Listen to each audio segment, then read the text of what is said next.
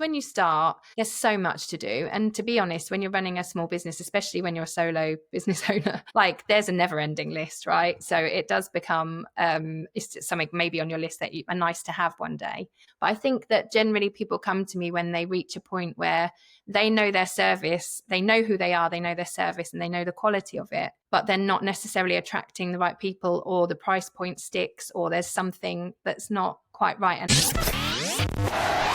The Bishop Stortford Community Podcast is all about shining a light on the businesses, community leaders and local legends that make our town a great place to live. But behind the scenes, to run the podcast, it does cost money. So we've set up a simple way for you to support the podcast through the Giving Lottery. It's just £1 per week, and every week you're in with a chance to win a prize. And a portion of that money goes directly into supporting the podcast and creating more stories and more interviews like today's. If you'd like to support what we're building here, the link's in the show notes. Thanks in advance for your support. Okay, back to the episode. Welcome to the Bishop Stortford Community Podcast, the show where we shine a light on the incredible businesses, community leaders and local legends shaping our town. I'm your host, James O'Donnell, and today we are joined by Joe. Hello, Joe. Welcome to the podcast. Thank you so much for having me. Not a problem. Joe, for those of you who don't know you yet, who are you and what do you do here in Bishop Stortford? Yeah, so my name is Joe, and I'm a graphic designer. I specialise in branding and logos, but I actually do a lot of work for people with all sorts of marketing materials, packaging and so on. I work with local businesses and businesses all over the UK. I'm award-winning as well, which I just have to sneak in. So I've been a graphic designer for close to 20 years, but I've only been running my own thing for about 3 or 4. What was the spark for you to start your own business? So initially it kind of came a little bit out of necessity, in the sense that I was working in London and we moved out of London to here, and I had children and I was contracting to start off with. But then when I had more than one child, that became quite difficult. So then I didn't do design for a couple of years. And when I was trying to get back into it, I was then trying to work around school days and things. And nowadays, because so much of everything we do is online, I was then able to market myself online in a way I couldn't really do before. And so I decided to try and do it myself. And that's what I've been doing since. One thing with graphic design that I've always noticed is that a lot of people want to do it and start doing it, but then it's quite difficult to actually run a business and win the business and turn it into a living that makes sense. How did you find that transition? Yeah, so I think it's quite competitive in a lot of ways. I think it's changed a huge amount as well, because nowadays it used to be quite segregated. You were a graphic designer, or you were an art worker, or you were a web designer. And nowadays we've got like social media thrown in, and sort of people expect you to do all of the things. So it's kind of blurred a bit, like the jobs have blurred a little bit. And sometimes people will advertise for a graphic designer, and when I actually look at the job spec, there's very little actual graphic design in it. It's like just media, like lots of other things.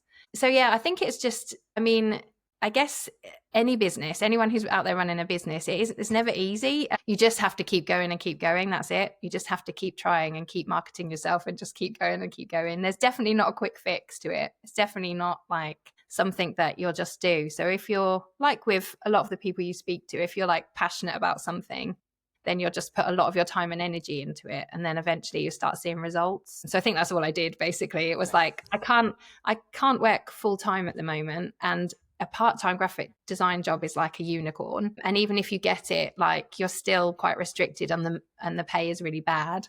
So it's like, and you might have to travel for a very long way to get there. So it was a bit of a case initially. I wanted to get back to design, but that was kind of the only way to do it. But I would say it's just not easy, like any business that you run. Yeah. Yeah. I understand. And what about the changing face of the technology that you're using?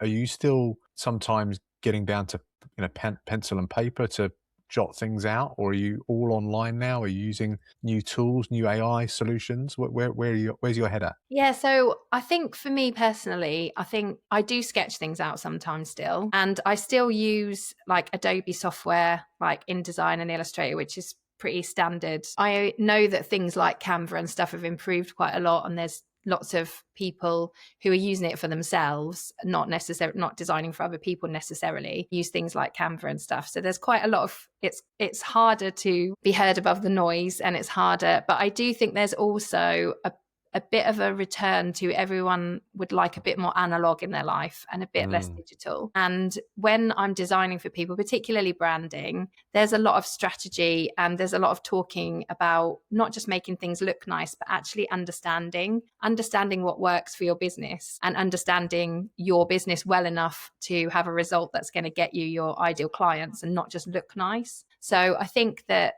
you know, design in itself isn't just about making things look pretty. It does need to be functional. So there's competition. There's no doubt AI is like throwing a spanner in the works, but yeah. So if I was a small business owner and I'm on a journey where I'm trying to do everything by myself, which is what you do as a solopreneur. You do a little. You got ChatGPT here telling you what you should be doing over here. You got a YouTube channel telling you what you should be doing here. You're trying to make some magic happen somewhere. At what point does it make sense to reach out to you and say, I need to have a conversation. I need to start this branding journey? Yeah, I think it's when you get to a point where, you know, because when you start, there's so much to do. And to be honest, when you're running a small business, especially when you're a solo business owner, like there's a never ending list, right? So it does become, it's something maybe on your list that are nice to have one day. But I think that generally people come to me when they reach a point where they know their service, they know who they are, they know their service, and they know the quality of it, but they're not necessarily attracting the right people, or the price point sticks, or there's something that's not quite right. And they understand that if they can get their branding sorted, and branding starts with kind of the bit that I do, the brand identity, but it's so much more than that. But they feel that maybe they haven't got the confidence to expand it more because of this one bit that's clogging things up. And then that just sort of takes away all the, so once they've got their brand identity sorted and they're confident in that, then they can like layer up and do things like a podcast, or do things like in-person like events or whatever it is, in a way that they then, it like gives them confidence because they can direct people to their website and it looks really good, or, you know, or they can give a flyer and it looks really good, and every touch point is cohesive. So often it is that. I think it's when people, depends what your business is, but when you're trying to attract clients and you know that you don't quite look the way that reflects the service that you offer, basically. Yeah, it's like it's turning up in the same way that your branding shows up, and if it needs to be on the same kind of level. That makes sense. So it's one thing I always encourage people to come on the podcast for, is if you're a small business, because over branding yourself, as in saying that you're this completely polished business owner, is so unauthentic compared with when people actually meet with you face to face and have a proper meeting with you. Yeah. Do a podcast, come across as authentic as you actually really are, and then when people meet with you, they go, oh yeah, because you're that person, rather than this kind of super polished social media version. Yeah. That you might see. Definitely. And people want to see like your journey, and they want to see what you do behind the scenes, and they want to see like the real side of things. And I think that, to be honest, like still a lot of my work comes from like people I actually meet in person or word of mouth. But if somebody recommends me and the first touch point is like, oh, I look at my website, I want them to get the same feel for me there as they do then on socials, as they do if they meet me. And I think it's that continuity where sometimes you can lose someone because you met them and then you go and look at their website and you're like, oh, I don't really know what they do, or this doesn't quite, is this the right person? It's almost like any doubt and people are just gone because they just don't have the attention spans anymore. Yeah, totally. But yeah, so it's that sort of getting the full picture and also taking the stress out of it, because I think there's a real tendency when you don't have like a brand identity, there's a tendency to like just keep trying new things all the time. And that's quite tiring, and it takes a lot of energy to like recreate yourself all the time. So I think once you've got those elements and it's just, these are the colors, these are the fonts, everything, then it does sort of take some of that energy that you're wasting out of it. So yeah. So, you're the expert at your business. Focus on what you can do and what you can deliver. Yeah. And, outsource to experts where you can. That's the general advice, isn't it? Jo, what's the best way for people to reach out and have a conversation with you and follow along with everything that you're doing? Yeah, so I'm really active on socials. So Instagram and Facebook. And so it's at Joe Higgs Creative, Higgs. Yeah, I mean, if anyone wants to know a bit more about specific services, then it's all on my website. But that's probably a good place to an easy place to follow along.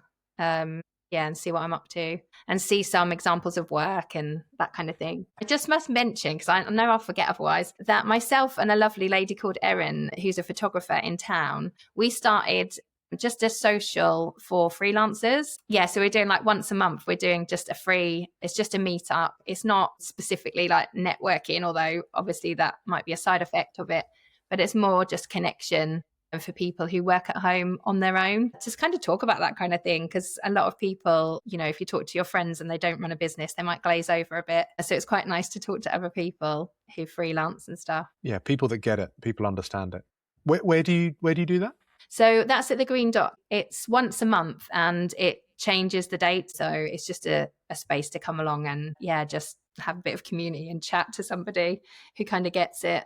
If you're stuck at your laptop all day, every day. We'll link to that. And also next time you're putting one on, let me know and I can reshare it on the community page. Lovely. On Thank Facebook. You. Yeah, that's not a problem. And we'll also put a link to your Instagram on so people can follow along the journey. It's well worth checking out if you're a small business owner, most definitely. Thanks for that, Joe. Thanks, James. Are you ready for some Stortford Spotlight questions now? I am. Fantastic. These are 3 super fast questions that we ask every guest that come onto the Bishop Stortford Community Podcast. First question. If you could put one sentence on a billboard in Jackson Square, what would it say and who needs to hear it the most? So I just put, get your foundations right and the rest will follow. So this is something that I talk a lot about, obviously from a branding perspective, as we have discussed a bit. But I actually think it's so important in like all aspects of your life. So I guess it's for everybody, but particularly business owners. So getting the foundations right, basically having core things, core values, core beliefs and things that you always come back to, so that if you're running a business, but this can be applied to life generally. And you know when you have that thing where you don't know what to do, there's sometimes you get a decision or you get an opportunity and you're thinking, oh, I don't know what to do. And you can come back to these things. Well, does it actually align with these things that I've spent time working out and understand? And it can make the process a lot quicker. You're like, no, absolutely not. No, I'd be doing that for the wrong reasons. Or yes, that's totally aligned. So I think in that respect, so getting your foundations right, but also works for a house, works for relationships, works for anything basically. So yeah. Fantastic. Yeah, I think that's a great shout. And it sounds to me like when you speak to businesses, you're giving them you're not just doing brand, for want of a better term, and graphics there. You're kind of asking them questions that probably get down to their soul and get them to really question things. And it's things that they should already be doing, but they kind of need that reminder to do it. Business coach Joe Higgs coming to a podcast near you. Fantastic. That's great. Joe, can you mock that up for me as a billboard in front of Jackson Square now? Of course. Yeah, we'll reshare that. No problem. We'll do that. Question 2. Where do you go in Stortford that you secretly hope never gets too popular? So I have listened to a lot of episodes of your podcast. I don't know if anyone said this before, but they haven't, to the ones I've listened to. I was going to give a very quick shout out. Obviously, the Green Dot Cafe is lovely. The Coffee Lab I quite like, and Nostimo, I don't know if I've said that correctly, but the family that run that are delightful. So there's lots of lovely cafes and restaurants, but the one that I want to shout out is Stortford. So they are based near Crumbs is it called the Maltings? The Maltings, yeah. Yeah. So our treat, we don't get a takeaway at the weekend, but our treat often on a Saturday is we go down there and get some biltong and then pop to Crumbs and get some nice bread and a coffee and then come home and literally devour it all. But I think it's too late because the last few times we've been is so busy. They had a smaller venue and then they've moved to a bigger one. So they're obviously offering even more, but it's just so nice and such good quality. I mean, you have to be a meat eater. Obviously it's not good for vegans or vegetarians, but it's really quality. And they've got I think they've got a really good following already. They do. Yeah. Coming to a podcast near you soon. Hopefully we're going to get them on as a guest. Yeah, such a success story, from a little, it's a tiny little shop that they're in. They're still not in the biggest shop ever, but their presence is huge, and the quality of the meat is fantastic. Okay, Question 3. Who's doing something special in town that more people need to know about? Okay, so I was thinking about this and I kept flitting backwards and forwards. I hope this is an acceptable thing to talk about, but I want to shine a light on PTAs. I want to say so the school that my children go to, there's a wonderful lady called Helen who will hate that I've mentioned her, and her lovely husband will, but they do so much. I can't even tell you how much they do. And I always try and help out with big events like fairs, and sometimes I'll do like the disco or whatever, and I'll help. But to organize it all is such a thankless task, and it's so much work. And she does it without complaint always. And I just wanted to sort of mention it because I think sometimes parents or family members or whatever don't necessarily realize how strapped the schools are, how much of what the PTA puts forward actually makes like a massive difference to the quality of your child's education. And so I would just like encourage people, if you can't, for whatever reason, necessarily join the PTA or whatever, then, support the things, go and support them and get your money out. But yeah, just to remind people to thank those people and support them as much as they can. Even if you can just do one event a year where you help, that means a lot to those people having more hands on deck. So yeah. I think we are lucky across Bishop Stortford with the quality of the schools that we have. And then obviously then the PTA is so important as that. And it's a thankless task because it's so much more work than you could imagine. And it encourages people to complain when things don't go just quite right, which is really unfair. That's a really lovely shout out. Thanks for that, Joe. Okay, final shout out for you.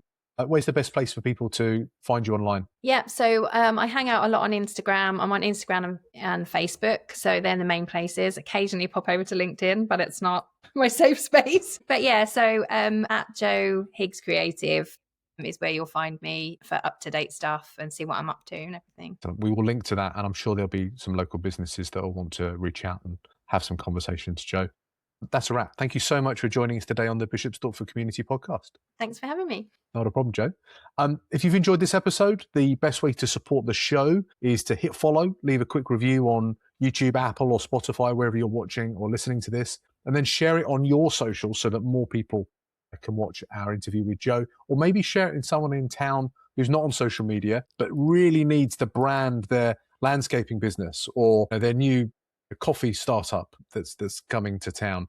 Go and talk to Joe. You never know when she might be able to help out with some innovative branding decisions. And if you've got a local legend, someone who is leading a PTA to great heights in Bishop Stortford that you think we should feature on the podcast that's making the community a better place to live, drop their name below. We can invite them on the podcast and shine a light on the work that they're doing. That's what it's here for.